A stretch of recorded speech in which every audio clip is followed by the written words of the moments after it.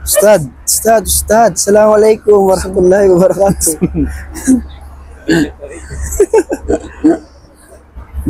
May katanungan po, Ustad. Siguro non-Muslim to. Oh, Ang pangalan niya, si Van Ramos.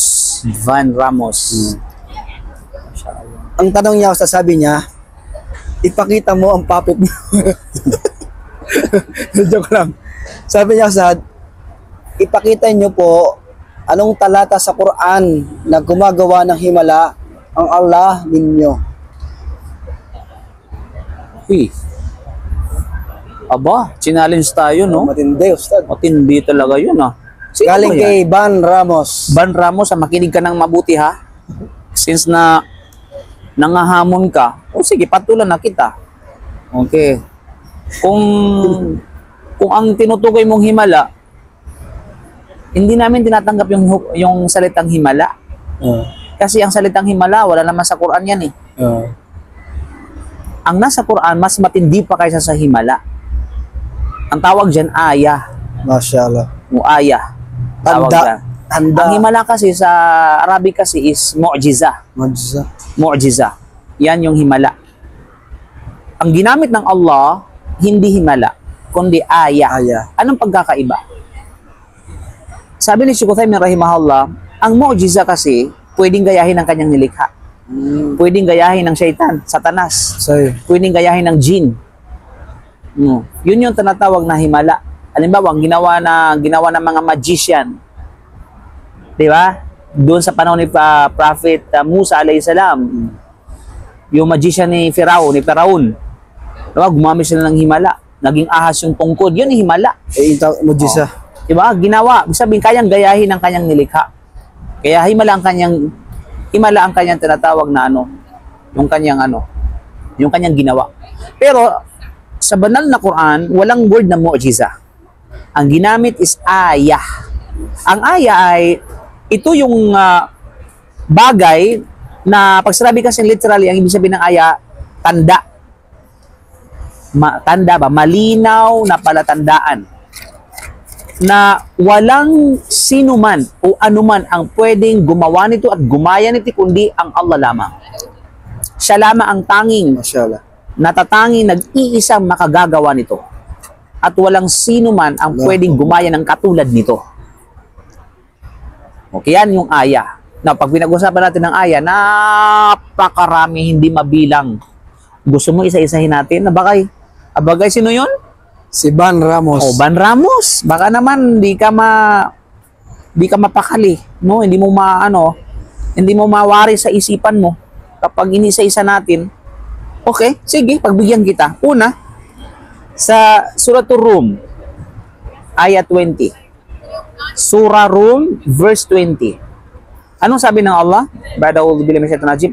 Wa min ayatihi, at mula sa kanyang malilinaw na palatandaan ng paglikhan, anumang naisin niyang likhain na walang sino man ang pwedeng makagagaya nito na nagpapatuloy sa kanyang dakilang kapangyarihan at kamaharlikaan, an khalaqakum min turabin thumma idha antum basharun tantashirun. Ang paglikha sa inyo kayong mga tao mula sa lupa, mula sa luwad. Subhanallah. Ang tanong, mayroon bang makagagaya ng paglikha na kagaya ng paglikha ng tao mula sa luwad? Wala. Okay? Wala. Kasi pag sinabing paglikha ay from nothing to existing. Pwede kang lumikha, yung gawa ng tao, likha ko yan. Pinanggalingan. Oh, yung likha ko yan, pero may pinanggalingan. Pero ang Allah kapag naglikha, walang pinanggalingan. Sa pamamagitan lamang ng kun fayakun. Idza qada amran fa inna ma yaqulu lahu kun fayakun. Kapag naisin niyang likhain niyang isang bagay, sabihin na sa kanyang salita, makapangyarihang salita, ito at magiging ito. Ikaw at magiging ikaw. Siya at magiging siya. Yun mga kapatid, no?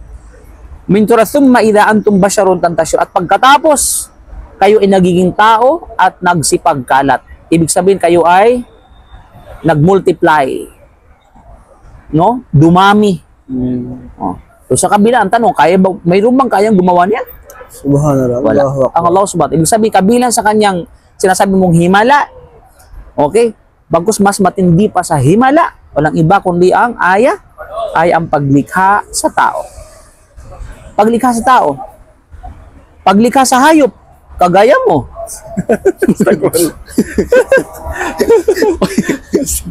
Actually, baka naman misinterpret ng mga basher.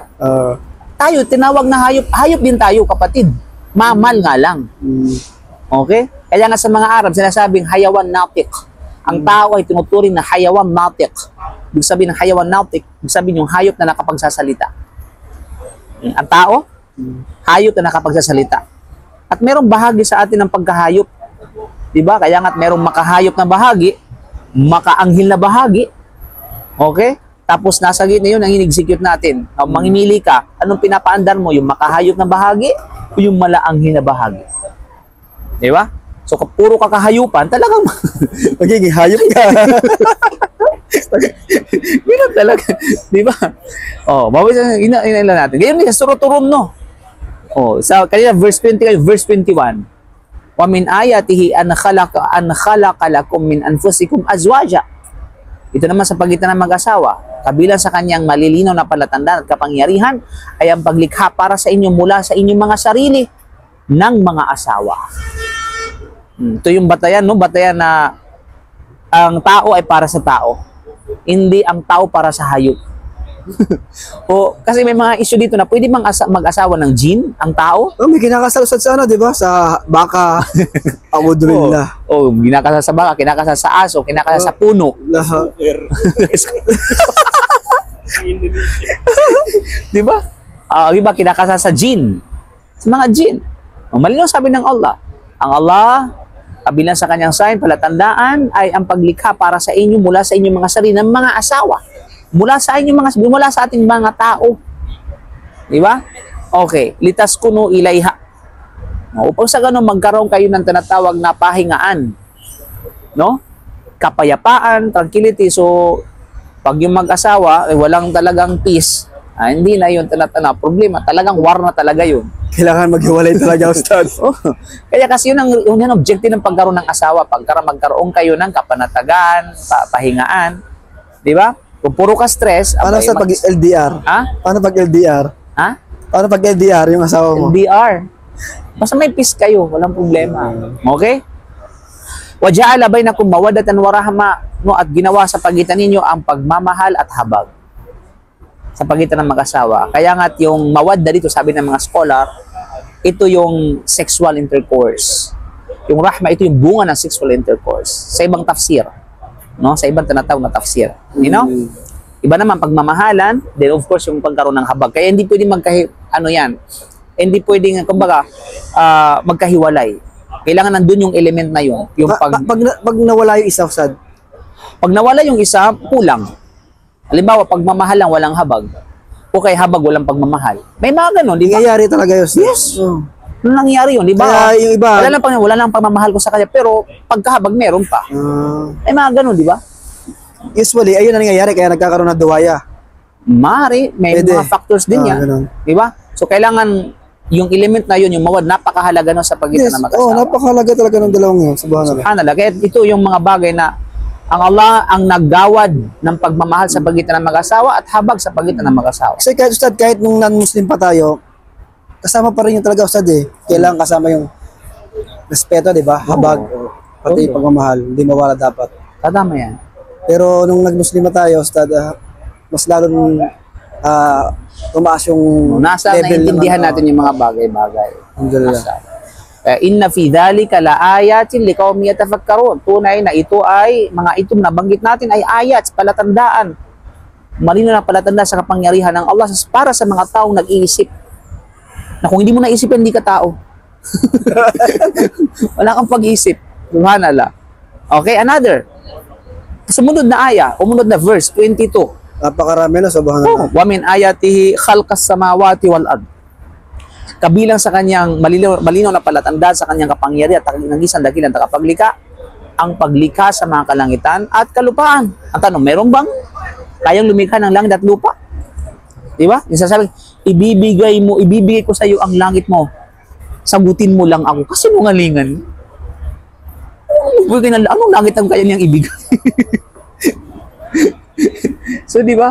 So, that is, kumbaga, ninaw, waqtilafu alsinatikum. wal alwanikum. At kabilang sa kanyang aya, palatandaan at ng kapangyarihan, yung pagkakaiba-iba ng inyong mga dila at saka ng inyong mga kulay. Magkakaiba dila. Sabi ng dila,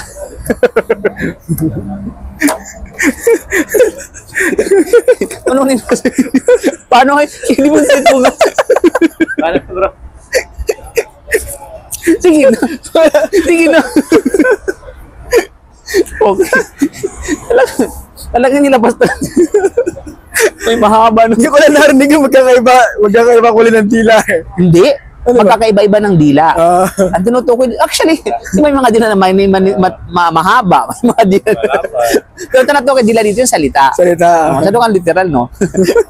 Okay? At saka yung inyong mga kulay. Kaya meron tayong puti, merong reddish, mayroong kulay na abo, may kulay na parang dengue, kulay yellow, kulay may sakit. Diba? Sa ating brown naman, diba? Reddish, brownish, blackish, whitish, yellowish. Diba? Sino yung kabili? Ang ano lamang mayroong ano niya. Kaya ito yung mga, bakit nilang isa lang yung mukha, yung ano natin, yung kulay? Bakit iba pa yung salita natin? Bakit ganun? Subhanallah. Sa bagay yan yung kapangyarihan at ng Allah subhanahu wa ta'ala, no? Kaya nga sabi ng subhanahu wa Quran, inna fi dhalika liayat lil alimin. Yan ay malinaw na palatandaan para sa mga taong mayroong nagtatanga ng kaalaman. Allahu Akbar. Okay, nakakaunawa, nakakaintindi. No, mayroong tinatawag na kaalaman. Subhanallah. Ganyan din, marami. Wa min ayatihi manamukum bil-laili wan nahar. O, kabi na sa 23 pa rin, no? Sa surah Rum pa rin. No? Sinabi ng Allah, mula sa kanyang mga palatandaan at malino na kapangyarihan, yung inyong pagtulog sa gabi. Allahu Akbar. O, bino mo. Sino nag-program para sa atin? No, na pag dumating sa gabi matutulog tayo. Pero ano nangyari sa atin? Ano nangyari sa atin? As Allah, ito yung isa sa mga lesson natin makukuha, no? Pag sinalungat mo talaga yung kung ano ang nakaprogram sa atin ng Allah, pag sinalungat talaga ng tao yan, mapapahamag talaga siya. Diba? Tingnan mo, pag palagian kang gising sa gabi, magbe-breakdown ang iyong katawan. Yung stamina mo hihina. Kasi hindi yan nakadesign eh. Di ba? Tapos pagdating naman sa araw, natutulog ka. Subhanallah. Di ba? Hindi kasi yun yung standard ng setup ng Allah para sa atin. Pero wala tayong magawa. Ito na yung natin eh. Di ba? Kaya balance na lang. Anong solusyon? Pero ito yung palatandaan ng Allah. Na nag-program ng mga ito, ginawa ang gabi para sa inyong pamamahinga pagtulog, ginawa ang araw para sa inyong paghanap buhay. Pero maging yung mga hayop. Tingnan mo yung mga hayop. Subhanallah. Lumalabas sila sa lungga kapag araw. Sahih. Babalik sa kanilang tinatawag na lungga kapag gabi. Yung ibon na nga lang. Saan ba yung ibon? Oo, ibon. Subhanallah. Di ba? So makikita mo talaga, subhanallah, Wow. na talagang walang sino man ang pwedeng gumaya nito. Na mag-program na perfect na program, na system ika nga, kundi ang Allah subhanahu wa ta'ala. Wabtiga'ukum min fadli. Yun nga, sa araw ay paghahanap ng iyong tinatawag ng pabor ng Allah subhanahu wa ta'ala. Inna fi dhalika la ayatan liqaumin yasma'un. Tunay na mga ito ay mga palatandaan ng kapangyarihan ng Allah sa mga taong nakikinig. Sa mga taong nakikinig, no? Suratul Rum pa rin, marami. Sa Suratul Rum lang, dami. Subhanallah. Amin ayatihi yurikumul barak khawfan wa tama'a. O ito, kabila sa kanyang matinding kapangyarihan at palatandaan ng kanyang kapangyarihan, kapatid. Yung mga thunderstorm, Para maunawaan ng mga non-Muslim, baka hindi nila alam yung Suratul Rum. o Suratul Rum, chapter Rum. Sa Rum, actually yun, sa Rum. Roma. Yes po. Naka-indicate yan sa mga non-Muslim talaga. Oh, no? which is yung mga, yung ano talaga, Rum, kasi yun, sa Rum.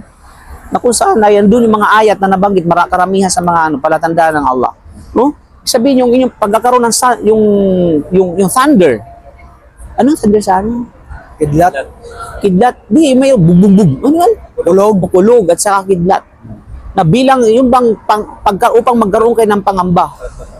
Di ba kapag mayroon, di ba nangangamba tayo kapag mayroon ganyan? Subhanahu. Wa yunazzilu minas samai fayuhyi bihil ard ba'da mautiha. At yung pagkatapos nun ay pagkakaroon ng pagbuhos ng ulan mula sa kalangitan upang buhayin yung mga namatay na sa kalupaan. Hindi ba, walang sino man pwedeng gumawa nito. Kundi ang Allah subhanahu wa ta'ala. Inna fi dhalika la ayats liqaumin yaqilun. Lahat ng mga ito ay malino na palatanda para sa mga taong nag-iisip. Subhanallah, marami yan. Okay? Marami natin mabilang. So sabi ko, kung isa-isahin natin, mabilang yung Siguro pagkakapadala. sapat na yun. Yung, Sapat na yun, pagkakabadala ng mga propeta. Okay, may nga, wafi anfusikum afala tubsirun. Ito, sino yun? Si Venus? si Van Ramos. Oh, Van Ramos, tingnan mo na lang yung ano mo, yung sarili mo. Oh, sino ang kayang gumawa ng sa sarili mo? Huwag mo sabihin si Jesus. Subhanallah. Okay mo pwede sabihin si Jesus nga, si Jesus nga ay nilikha ng Allah. Di ba? Siya ay kagaya natin, kumakain, natutulog. Pigilan nga niya pagpakalbo siya, pigilan niya tumubo yung buko Di ba? Kahit anong pigil niya, di ba? Kahit anong pigil niya sa kanyang pilik mata, putulin niya, tutubo ng tutubo. Kahit anong putol ng kanyang kuko, tutubo siya ng tutubo. Yung mga bulbul, okay? Sa kanyang katawan. Kahit anong niya doon, tutubo ng tutubo. Di ba? So, hindi niya mapigilan yun. Pero yung kanyang, yung system niya sa loob ng kanyang katawan, yung intestine at saka large, small at saka large. Huwag nga lumayo, ano? Oh, yung kanyang puso. Paano tumibok yun ng ilang taon? Nadaig pa niya yung mga malaking makina Subhanallah. sa buong mundo na hindi magtatagal ng ilang taon kundi kailangan mayroong alternatibong paraan. Samantalang yung puso niya 70 years, 80 years, 90 years natin tumitibok, subhanallah. Samantalang ang kaliit-liit na yung bahagi na yun. Allahu Akbar. Diba? O yung kanyang pagkain pagkatapos kanyang paglibang, alam mo yung libang? Pagtae, pagdumi. Diba? Subukan niyang ayaw tumae. Biginan niya yun. Subunga nga. Subunga ko lalabas. Oo, di ba? Oh. Yung design lang naman ko ng tao. Subukan, imagine yung kanyang ilong nasa kanyang puwitan. Ano? O kaya baliktad yung ilong. O di ba? Subhanallah. Baliktad yung mga ilong. Yung kanyang mata nasa likuran. Di ba? Subhanallah. Oh, yung kanyang ngipin ay yung kanyang bunganga ay nasa ano? Malapit sa kanyang puwitan. Di ba? So, subhanallah, yung perfect na pagkalika lamang sa isang tao. Oh, sabi nga, wafi anfusikum afala tubsirun, at sa inyong mga sarili, hindi ba nakikita yung kapangyarihan at kadakilaan ng tagapaglikha? Na walang sino mang tagapaglikha sa inyo kundi siya. Suratin, di ba? Nasa suratin yata yun. So, yun yung mga kapatid. Yun yan na Ramos. Kaya magnilay-nilay ka, kabayan, bago ka badat na ng kamatayan. No? Habang ikaw ay buhay pa, sana buhay ka pa kasi ang tanong na yan last year. Last year, 23 pa. Subhanallah. 23 pa ang tanong na yan. Sana makarating sa iyo ito, no? So sana pag-aralan mo ang Islam. Pag-aralan mo ang Quran yung ano ba, yung pag-aaral na open-minded, no? Na bukas ang iyong puso, bukas ang iyong kaalaman, bukas ang iyong kaisipan. Matalagang at naghahangad ka ng katotohanan kahit lakbayin mo ang buong mundo at pasukin mo lahat ng relihiyon sa bulat ng lupa. Kung naghahangad ka ng katotohanan, ang tanging bagsak mo, ang pinakahuli, walang iba kundi ang Islam. Allahu Akbar. Islam lamang, wala nang iba pa. Islam mismo. Islam is kumbaga, there's no other choice kundi yakapin mo ang Islam. Subhanallah. Okay, at yan ay naway sa mga non-Muslim na nakarating ang mensahe na ito, naway sa kanila din para itong ano na ito, kaalaman na ito. Na kahit paano bigyan nila yung puwang sa kanilang mga puso ang paghahanap ng yung pagsaliksik ng Islam. Wala namang wala sa kanila eh. Saliksikan mo ang Islam dahil gusto mo mag-Muslim. Yung intention mo lang, gusto mo ng katotohanan. Okay? At bigyan mo yung puwang ang Islam sa pagsasaliksik mo ng katotohanan, then I'm pretty sure inshallah sa kapahintulutan ng Allah, wala kang choice kundi pasukin itong relihiyon na ito. Okay? Kung talagang totoo yung hangad mo, yung ikaw ay mapasalandas ng katotohanan. Okay? So maraming salamat sa iyo, Ramos, sa iyong napagandang katanungan. Naway ikaw ay gabayan ng Allah. Amin. No? At naway buksan ng Allah yung puso sa Islam. So, Allahu a'lam. So, alhamdulillah, la ilaha illa anta, astaghfiruka wa atubu ilaik. Assalamu alaikum warahmatullahi wabarakatuh.